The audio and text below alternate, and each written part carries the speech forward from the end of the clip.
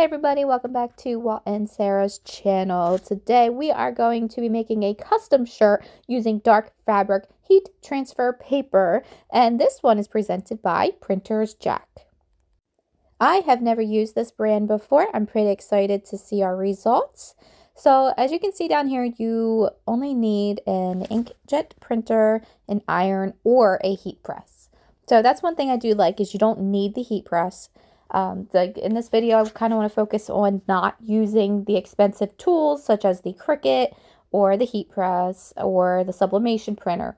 This is going to be made just using your regular printer. Most people, if you don't have a laser printer in your house, most people have an inkjet printer. If you went to Walmart and spent anywhere from 40 to 60 bucks on your printer, you have an inkjet printer in your house. And if you're not sure, Google it. I mean, that's the easiest way, right? Okay, so anyway, back to their project here. Now, I'm doing the audio after I've already made the shirt. So if it sounds like I know what I'm doing, it's because I've already made the video itself and now I'm doing the vocals for the video. So I just wanted to make sure without the kids running around and screaming in the background that I was able to give you clear audio without, the kids going, Mom, Mom, Mom. Anyway, so here we go. Let's get into this, right? Enough of the chit chat. So I seem a little unsure of what to do here because this is my first time ever using printersjack, their paper. So here I am trying to figure out what do I need to take out. I want to clear my workspace so I have as much room as possible and as much, area that I can fit onto the camera as possible. So I have my instructions. You definitely need those, especially if it's your first time. And then you need that little we'll call it almost like a parchment paper, and then you need the actual paper that you're going to be using to print. So if you saw, I put the side that says printersjack on the back. We are not printing on that side. Here I am just taking a regular picture off of my phone that I created using Canva. I'm using my Canon printer. I have 3 printers in my house. I'm using my Canon printer for this. That's why I saw the HP notification come up. I'm not using my HP one. That one's giving me heck. So here it is printing out, guys. You can already see, yes, I have a filter with the light making it nice and shiny, but look how good the colors look. You're going to see it better in detail. I didn't want to really ruin it. Here we are turning our iron on high or cotton, whatever your highest setting is. Mine is the cotton setting, cotton and wool. Also, like I said, no fancy cutting tools here. We are using scissors. We are going old school. We are cutting by hand, no Cricut machine in this video. I use scissors and I suck at cutting. I don't know what it is. I have a master's degree and I can't cut straight lines and perfect circles. Nothing. I can't. I don't know what it is. All right, whatever. Let's keep moving.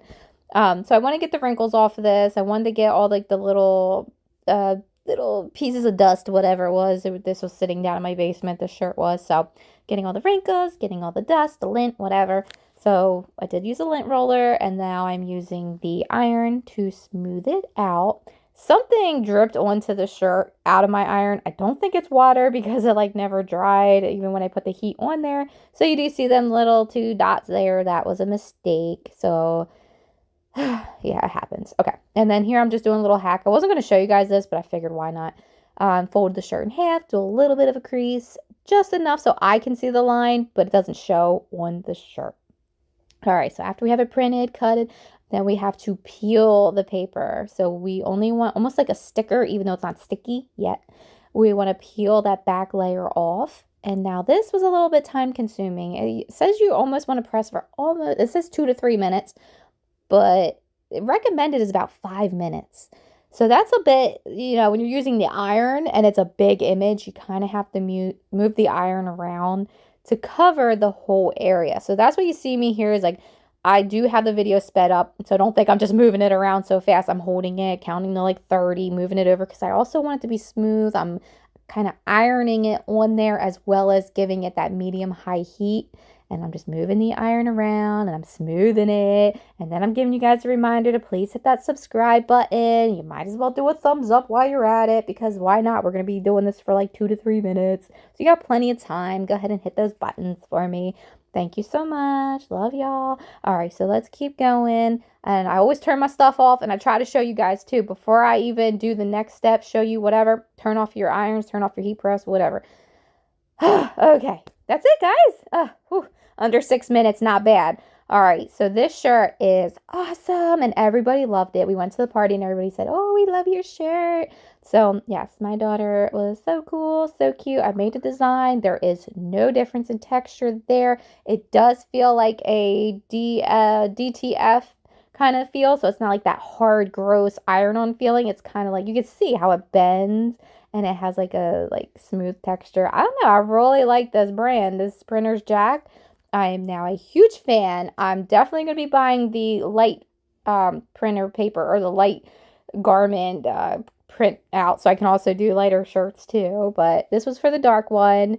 And look at the colors. They are phenomenal. Thank you guys so much for watching. I'll catch y'all next time.